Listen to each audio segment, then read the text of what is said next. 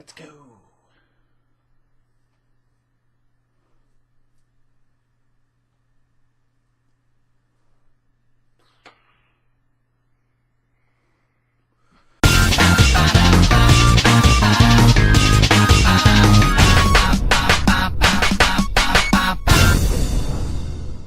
Happy Monday, Press Players. It is me, Tyler, and welcome to Week 3 here on Press Play Every Day, or as we're calling it, How-To Week. So for my how-to video, I thought that I would go with a thing that I have not stopped thinking about for the past month and a half, because it is getting ever closer. There are like 18 days left, and that is my trip to China, which I have not shut up about, and I am sorry, but I am so excited.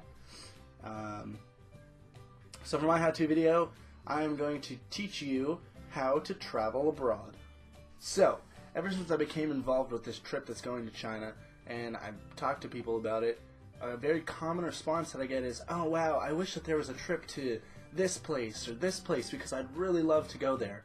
And I think what a lot of people don't understand is that there are trips. There are so many different organizations and programs that are available to take you places that you want to go. I've had friends who have gone to China before I did, and friends who have been all over Central and South America. I have two friends now who are living in London and studying, and they've been traveling all over Europe the past couple of months. I had a friend who went to Australia and New Zealand, a friend who went to Japan. I'm trying to think where else. I know someone who went to India. I think that's it. In Canada, but I mean, I love you, Canada, but as a North American, it's not really that big a deal to go to Canada. What you need to do if you want to travel abroad is find these trips, and they are so easy, so much more easy to find than you think that they are. In college, there are just a slew of programs that you can travel abroad with, and they're not all academic. The program that I'm going with to China is just 1 month long, and we're there to learn about the culture. We're not taking classes and earning credits for that kind of thing. But there are programs like that where you can go for an entire semester or entire year, take classes and earn credits that will be applicable to your degree from another school. And then there are trips that are completely uninvolved with any of that, where you go and you volunteer, which a lot of the programs that go to Central and South America are based on that idea. And for college programs, all you need to do is ask. You just have to find them. They're out there. I didn't know about the China program until I was told by my friend, and then I started to look through it, and there's trips all over the place. I had a friend who's going to Italy or Spain I think next year. There are trips to Europe, all these places that I talked about before, and all you have to do is ask, and most of them are available to anyone. You just have to have an interest. Besides college, there are programs that are set up specifically for high schoolers and people who are out of college. My friend who went to Japan, it was a program specifically for high school students. So outside of school programs, there are other things that you can join. There are religious groups and other volunteer organizations that take people on mission trips, and you go somewhere exotic and help them build things and become more self-sufficient, and a lot of excellent programs, which I definitely recommend. So if you want to go somewhere, it's up to you to find these programs, because they're out there. You just have to look. Alright, so once you found a trip and you've applied, you've been accepted, you're super excited to go. Now what? Most of the trips that I have seen, including mine, entail some kind of monetary payments. I'm not really going to go into the specifics of my trip, but I know that usually they're in the range of thousands of dollars, depending on where you're going and how long you're staying. And while that might sound daunting, don't forget that there are scholarships and programs set up to help students and other people pay for these things. And again, these are things that you just need to look at. And as always, I mean, I think we all learned this well enough from elementary school, is that fundraising is an excellent idea. even for things like this. My friend who went to Japan, when she went, she held a Vera Bradley bingo, and they bought discount Vera Bradley purses, and then held an open bingo, and you paid a fee at the door, and all of that money went to her trip. And then people had the chance to win some nice bags and things. And that went over great. I think that paid for pretty much her whole trip. So you found a trip, and you figured out your finances, or not, that's okay. The next thing you need to do is make sure that all of your documents are in order. I myself had some issues with this. My passport originally was not accepted because it was just a passport card, which you can't travel overseas with, so I had to apply for a new passport book, and then something got mixed up, and I had, it was, I think, March, the second week of March when I was told this, and I had to, I freaked out, and I had to get all this new stuff done and pay a whole bunch of extra money. It was just a whole situation. So what you want to make sure that you have is a valid passport, and then once you have that, make sure that if you need to go somewhere, if you're going somewhere where you need a visa, then you have ample time to get that visa done, because it is much less fun to pay twice the amount to get it expedited than it is to pay the normal amount and have it in, and give yourself some time to do that.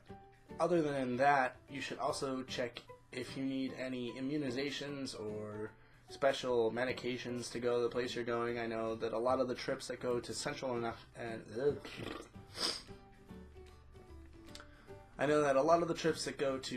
South America require that you get anti-malaria vaccines and typhoid and these things for drinking the water, and because obviously a lot of those places aren't as urbanized as people in the U.S. in other places are used to, so those kinds of things can really wreak havoc on your body if you aren't prepared for them. Even I had to get shots for going to China, just because there are different risks in different places, and it's obviously something that you want to be cautious of. So figure out, talk to your doctor or whoever is the medical specialist for your trip, and see what kind of medications or shots, immunizations, etc. you should get before you go on your trip. Next thing, packing. I'm especially awful at packing because I am Mr. Overly Prepared.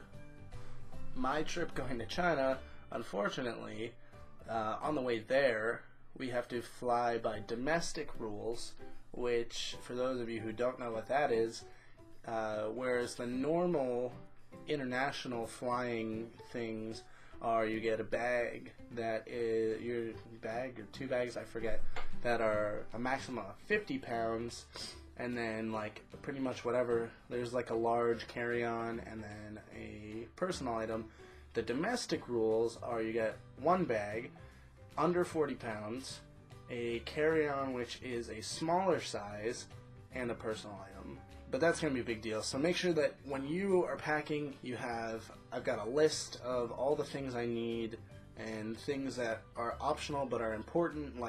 I just found out recently that in China, most of the bathrooms that you go into don't have toilet paper supplied in them.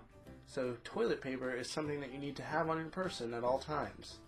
So what I did is just make a big long checklist specifically with all the things that you want to take. I have Star shirt written down because this is a cool shirt that I got that I want to take with me.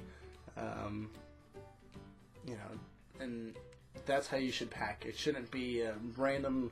It should be very organized, especially if you have packing restrictions, because packing not enough or too much or not having what you need can make a trip kind of suck. Another thing, if you are traveling to another country, there is a large chance that the culture and practices of the people in that country are going to be much different from what you are used to seeing on a daily basis.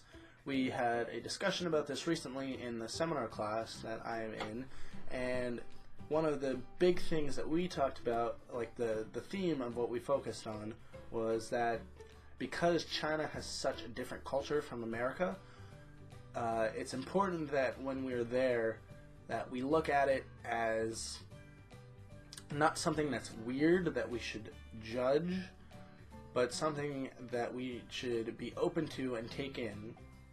So what I recommend and what we've been doing is reading about the culture and the different practices that we might see while we're there. And the last thing, make sure that you're ready for the experience. Every single person that I've talked to has gone on some kind of trip abroad, has said how it has completely and utterly changed their lives. It's going to be different, and maybe it's going to be hard to adjust to, but if you want to have that once-in-a-lifetime experience, you need to be able to be open to these things. And I'm not trying to sound like some kind of preacher because, I haven't even gone on a trip yet, but I am fully prepared, I believe so, to learn and experience as much as I can while I'm over there, because who knows if I'll ever get to go back. And I want to be able to see and learn about and do things that I'm not going to be able to do again, potentially. I don't want to miss out, is what I'm saying. So if you go on a trip, make sure that you are prepared mentally and emotionally, I don't even know, make sure that you're prepared to have an experience. You don't want to be the person to come back and say, oh yeah, it was whatever. You want to be the person to come back who everyone is annoyed with because they won't shut up about how great it is. At least I do, I don't know. So I hope that these tips helped you learn a little bit about traveling abroad and maybe inspired you to look for a trip and attempt to get to somewhere that you've always wanted to go, because the possibility and potential to do that is extremely, extremely huge. Like I said, you just need to look. And I wish you all the best of luck in doing that. If you haven't visited my channel, make sure to keep an eye out in the future, because since I'm going to be traveling there in the next month, my plan and my goal is to document my experience through vlogs and try and capture as much of what I'm experiencing to share with all of you. So thank you for watching. Make sure to stick around for the rest of How To Week. Hopefully this was more interesting than my Collections Week video. I haven't heard what everyone else is doing yet, but I'm sure that it's going to be pretty cool. So stick around for Jeremy tomorrow, and I will see you next Monday. Thanks for watching. Bye. Group of, and quite a considerable number at that, is bow ties. So to date, I have amassed around 20 bow ties.